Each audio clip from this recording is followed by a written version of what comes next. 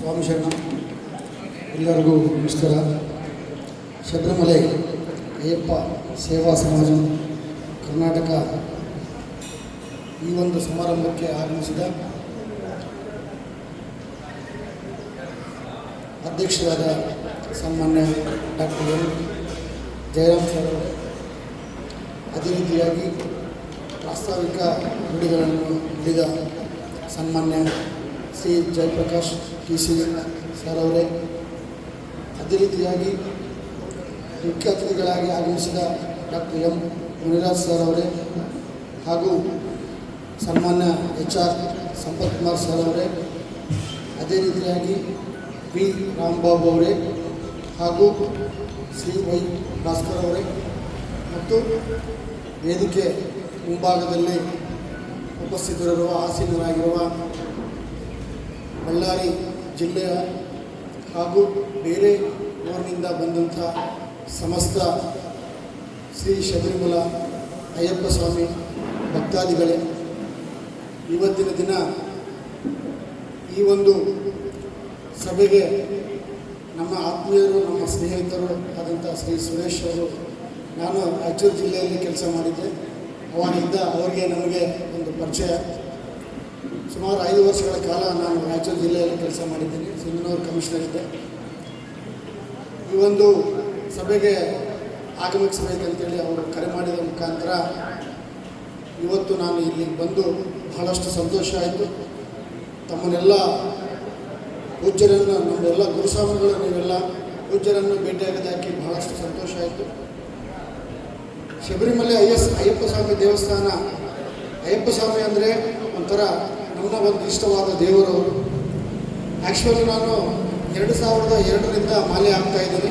23 ವರ್ಷ ಆಯಿತು. ಆದರೆ ಸೆಂಟ್ರಲ್ಲಿ ಒಂದು 5 ವರ್ಷ ಗ್ಯಾಪ್ ಆಯಿತು.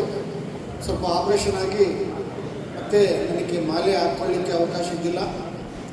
ಪ್ರತಿಯೊಂದು 2011-12ವರೆಗೂ ಪ್ರತಿ ವರ್ಷ 41 ದಿನವೇ ಮಾಲೆ ಆಗ್ತಾ ಇದ್ದೇನೆ, 2012ವರೆಗೂ.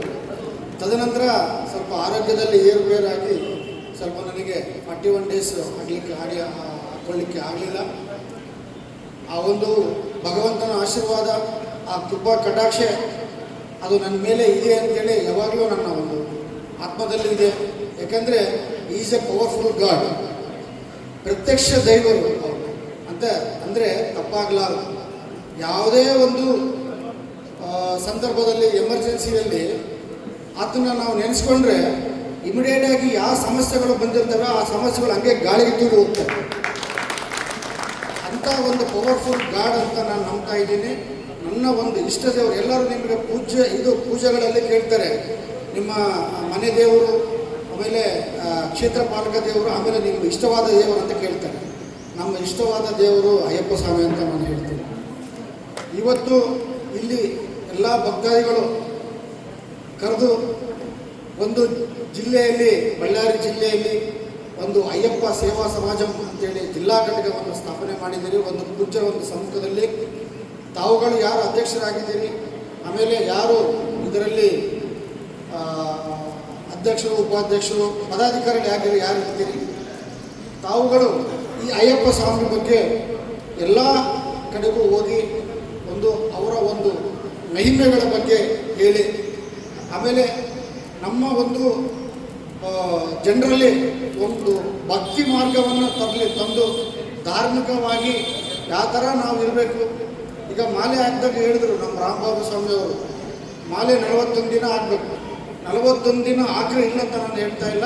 21 ದಿನ ಹಾಕಿದರೆ ಕೂಡ, 11 ದಿನ ಹಾಕಿದರೆ ಕೂಡ ನೀವು 41 ದಿನ ಮಾಲೆ ಹಾಕಿದರೆ ನಮಗೆ ಏನು ಆ ಅಯ್ಯಪ್ಪ ಸ್ವಾಮಿಯ ಒಂದು ಯಾವ ಥರ ನಾವು ಧ್ಯಾನ ಮಾಡ್ತೀವಿ ಅದೇ ರೀತಿ ಧ್ಯಾನದಲ್ಲಿ 11 ದಿನ, 21 ದಿನ, 41 ದಿನ ಅಯ್ಯಪ್ಪ ಸ್ವಾಮಿಯನ್ನೇ ಸ್ಮರಣ ಮಾಡ್ತಾ ಇರಬೇಕು.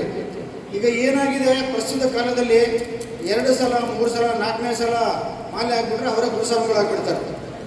ಆ ಥರ ಆಗಿಬಿಟ್ಟಿದೆ. ಗುರುಸ್ವಾಮಿ ಮಾತು ಯಾರು ಕೇಳ್ತಾ ಇಲ್ಲ ಈ ನಡುವೆ. ಇದು ಗುರುಸ್ವಾಮಿ ಆಯ್ತು, ಗುರುಸ್ವಾಮಿ ನಮ್ಗೆ ಗೊತ್ತು ತಗೊಳ್ರಿ ಅಂತ ಹೇಳ್ಬಿಡ್ತಾರೆ.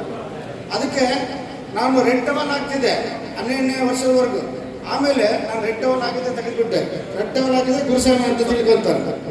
ಅದಕ್ಕೆ ನಾನು ರೆಡ್ ಟವಲ್ ಹಾಕಿದೆ. ಈಗಲೂ ನಾನು ಬ್ಲ್ಯಾಕೇ ಒಟ್ಟು ಟೋಟಲ್ ಎಲ್ಲ ಇನ್ಕ್ಲೂಡಿಂಗ್ ಟವಲ್ ಬ್ಲ್ಯಾಕೇ ಹಾಕ್ತೀನಿ. ಯಾಕೆಂದರೆ ಅಯ್ಯಪ್ಪ ಸ್ವಾಮಿಯಲ್ಲಿ ಯಾವುದೇ ರೀತಿಯ ಗರ್ವ ಅಹಂಕಾರ ಇರಬಾರ್ದು. ಒಂದು ಸ್ವಾಮಿ ಮಾಲೆ ಹಾಕ್ಕೊಂಡ್ರೆ ಒಂದು ಭಕ್ತಿ ಮಾರ್ಗದರ್ಶನದಲ್ಲಿ ನಾವು ಯಾವ ಥರ ನಡೀತಾ ಇರ್ತೀವಿ, ಅದೇ ರೀತಿಯಾಗಿ ಸ್ವಾಮಿಯ ಒಂದು ಧ್ಯಾನದಲ್ಲಿ, ಒಂದು ಧರ್ಮ ಕಾರ್ಯದಲ್ಲಿ, ಆತನ ಒಂದು ಸೇವೆಯಲ್ಲಿ, ಭಗವಂತನ ಸೇವೆಯಲ್ಲಿ ನಾವು ಯಾವಾಗಲೂ ನಿಮಗ್ನರಾಗಿರಬೇಕು. ಅವಾಗ ನಾವು ಆ ಮಾಲೆ ಹಾಕ್ಕೊಂಡಕ್ಕೆ ನಾವು ಸಾರ್ಥಕ ಆಗುತ್ತೆ. ಆಗ ಆ ದೇವರು ಕೂಡ ನಿನಗೆ ಎಷ್ಟೇ ಕಷ್ಟ ಇರಲಿ ಕೂಡ ನೀನು ಆತನ ಸಂತೃಪ್ತಿಯಾಗಿ ಆತನನ್ನು ನಿನ್ನಲ್ಲಿ ಅರ್ಪಣೆ ಮಾಡಿಕೊಂಡು ಆತನ ನಿನ್ನ ಭಜಿಸಿದಲ್ಲಿ ಆತ ನಿನಗೆ ಸಕಲ ಸೌಕರ್ಯಗಳು ಭೋಗ ಭಾಗ್ಯಗಳು ಕೊಟ್ಟು ನಿನ್ನ ಕಾಪಾಡ್ತಾನೆ ಅಂತೇಳಿ ಆ ಅಯ್ಯಪ್ಪ ಸ್ವಾಮಿಯಲ್ಲಿ ನಾನು ನಂಬಿಕೆ ಇಟ್ಟಿದ್ದೀನಿ. ಕಾರಣ ಭಕ್ತಾದಿಗಳೇ, ಇವತ್ತಿನ ಒಂದು ದಿನ ಇಷ್ಟೊಂದು ಒಂದು ಸುಂದರವಾದ ಕಾರ್ಯಕ್ರಮವನ್ನು ಮಾಡಿದ್ದೀರಿ, ನಡೆದಿದೆ. ಇದಕ್ಕೆ ಬಹಳಷ್ಟು ನನಗೆ ಸಂತೋಷ ಆಗಿದೆ. ನನ್ನನ್ನು ಕರೆದು ಒಂದು ಸನ್ಮಾನ ಮಾಡಿದ ಸಲುವಾಗಿ ಎಲ್ಲ ಪೂಜ್ಯರಿಗೆ ನಾನು ನಮಸ್ಕರಿಸುತ್ತಾ, ಅದೇ ರೀತಿಯಾಗಿ ಎಲ್ಲ ಸಮಸ್ತ ನಮ್ಮ ಅಯ್ಯಪ್ಪ ಭಕ್ತಾದಿಗಳಿಗೆ ನಮಸ್ಕರಿಸುತ್ತಾ ನಂದು 2 ಮಾತು ಮುಗಿಸ್ತಾ ಇದ್ದೇನೆ. ಜೈ ಹಿಂದ್, ಜೈ ಕರ್ನಾಟಕ ಮಾತೆ, ಸ್ವಾಮಿ ಶರಣರು. ಗಂಗಾವತಿಯಿಂದ ಬಂದು ನಮ್ಮ ಸಮಾಜವನ್ನು